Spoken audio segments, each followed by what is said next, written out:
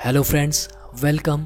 आप सभी का एक बार फिर से अडोब इलस्ट्रेटर की क्लास नंबर 10 में बहुत बहुत स्वागत है।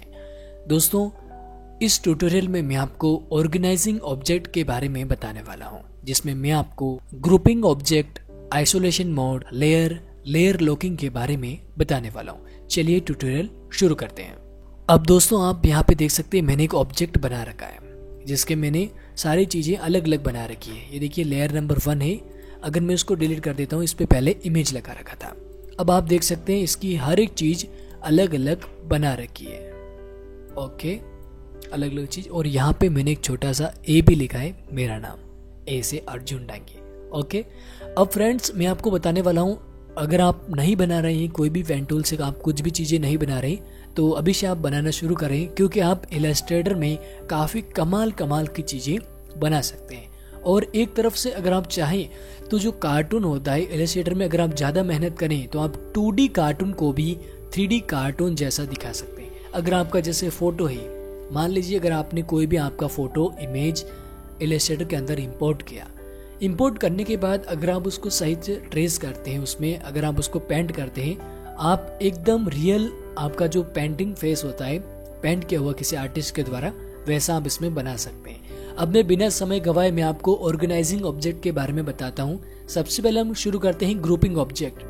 अब आप यहाँ पे देख सकते हैं, जैसे मैं इसको सेलेक्ट कर रहा हूँ तो इसके आप देख सकते हैं काफ़ी सारी चीज़ें अलग अलग है। ये देखिए, इसका जैसे ये हाथ कहाँ जा रहा है, फिंगर कहाँ है, सब अलग अलग चीज़ें पड़ी है। मैं इसको सही से व्यवस्थित कैसे कर सकता हूँ। अब आपको इसमें क्या करने की ज़रूरत है। सबसे पहले तो आप अगर इसको ग्रुप करना चाहते हैं तो वो आप ग्रुप कैसे करेंगे। ग्रुप करने के लिए आपको सबसे पहले जो जो आप चीज़ें लेना चाहते हैं उनको आप सेलेक्ट कर लीजिए।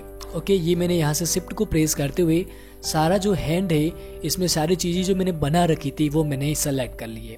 ओके, सेलेक्ट करने के बाद में आपको अपने कीबोर्ड से Ctrl+G को प्रेस करना है।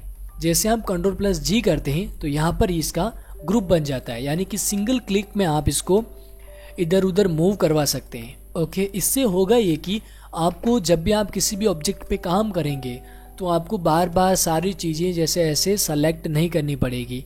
आपके लिए काफ़ी इजी हो जाएगा किसी भी ऑब्जेक्ट को सेलेक्ट करना ग्रुपिंग ऑब्जेक्ट की मदद से। Ctrl+Shift+G कर लीजिए ताकि जो ग्रुप आपने किया है वो ऑटोमेटिकली हट जाएगा। ओके, यहाँ पे मैंने आपको दो चीज़ें बताई है, Ctrl+G से ग्रुप होता है और Ctrl+Shift+G से अनग्रुप होता है। अब दोस्तों आते हैं हम आइसोलेशन मोड पे। आइसोलेट करना यानी कि किसी भी चीज़ को एक चीज़ के अंदर सही से रख देना। मैं इसको आपको इजी में बता रहा हूँ। जैसे मान लीजिए यहाँ पे इसका जो ये फेस है, अगर मुझे इसका फेस सही से बनाना है तो मुझे यहाँ पे बाकी सारी चीज़ें भी दिख रही है। अगर मुझे इसके अंदर ही काम करना है, इसके अंदर ही काम करना है, जैसे मैं 4-5 चीज़ें एक काम करता हूँ, मैं 4-5 चीज़ें सही से सेलेक्ट कर लेता हूँ। ये चीज़ें जैसे मैंने सही से सेलेक्ट कर ली। एक सेकेंड आप रुकेगा, मैं यहाँ से काफ़ी सारी चीज़ें एक साथ सही से सेलेक्ट कर लेता हूँ। तो यहाँ पे मैंने इसका फेस सेलेक्ट कर लिया। अब मुझे इसको करना है आइसोलेट मोड पे, यानी कि इसके अंदर ही काम करना है, बाकी सारी चीज़ें मुझे नहीं दिखनी चाहिए। तो आपको क्या करना है, सिंपल ही हम करते हैं Ctrl+G।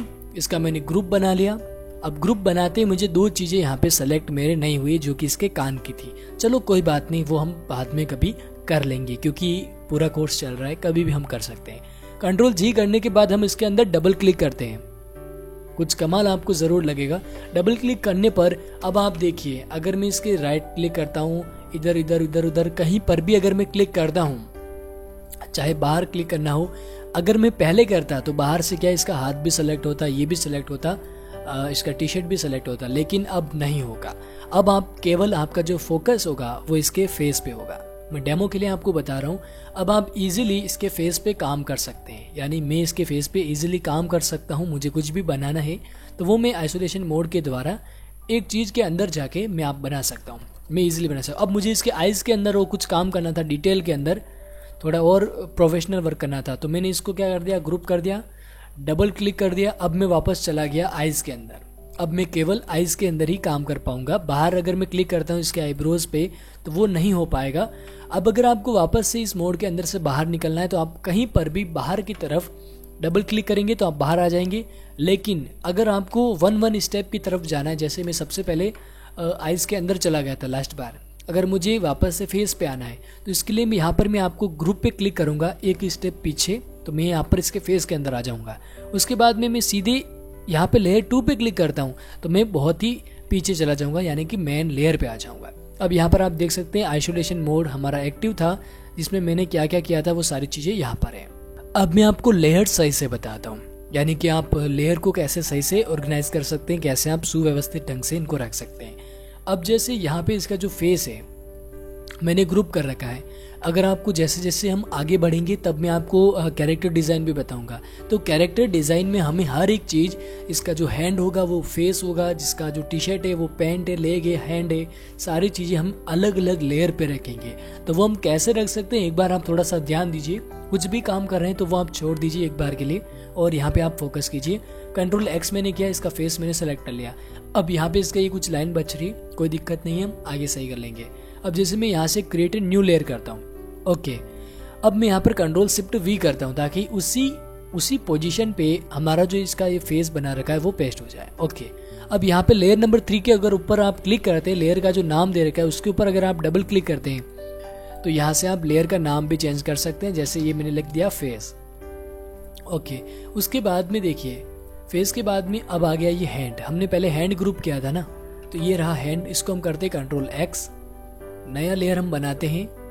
उसके बाद में यहाँ पे डबल क्लिक करने पर आप इसका नेम भी चेंज कर सकते हैं, ओके। ये मैंने कर दिया हैंड, कंट्रोल शिफ्ट V, आ चुका है हमारा हैंड, ओके। तो इस तरह से अगर आप इसको नीचे लेके चलते हैं, अगर आप इसको मूव कर देते हैं तो वो इसके पीछे चला जाएगा। अब जैसे अगर मैं इसका फेस हैंड के बाद में लेता हूँ तो गायब हो जाएगा।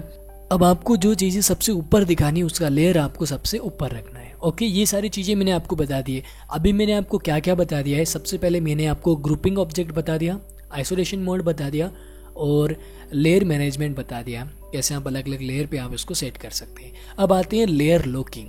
लेयर आप कैसे लॉक कर सकते हैं, मैंने आपको फर्स्ट क्लास में बता दिया था कि जब आप ट्रेस करते हैं तो नीचे वाला लेयर आपको लॉक कर देना है। अब आपको जैसे लेयर लॉक कर दिया, आपको लॉक का ऑप्शन मिलता है, लॉक लॉक लॉक। अब देखिए मैं किसी पे भी काम नहीं कर पाऊंगा। अगर मैं फेस को अनलॉक करता हूं तो मैं फेस पे काम कर पाऊंगा, और अगर मैं लॉक कर देता हूं तो फेस पे मैं किसी भी चीज़ पे काम नहीं कर पाऊंगा। ये कब काम आता है, जैसे अगर आप मान लीजिए आपने कुछ ऑब्जेक्ट पूरा बना लिया, उसके बाद में आप दूसरा ऑब्जेक्ट बनाने जा रहे हैं तो पीछे वाले ऑब्जेक्ट को आप लॉक कर दीजिए ताकि आपका काम ईजी हो जाए। तो ओके, आज की इंपॉर्टेंट क्लास थी जिसमें मैंने आपको कई सारी पावरफुल चीज़ें जो कि सीखने लायक थी वो मैंने आपको बता दी है। मैं आपको बिल्कुल इजी तरह से बताना चाहता हूँ, मैं आपको बिल्कुल इजी वे में सिखाता हूँ ताकि आपको किसी तरह की परेशानी ना हो, नहीं आपको किसी भी इंस्टीट्यूट या फिर कोचिंग सेंटर जाने की ज़रूरत है। मैं आपको बिल्कुल सरल तरीके से बताता हूँ। आशा करता हूँ ये ट्यूटोरियल क्लास नंबर 10 जो है काफ़ी पसंद आई होगी। मैं आपको फिर मिलता हूँ क्लास नंबर 11 में। नमस्कार।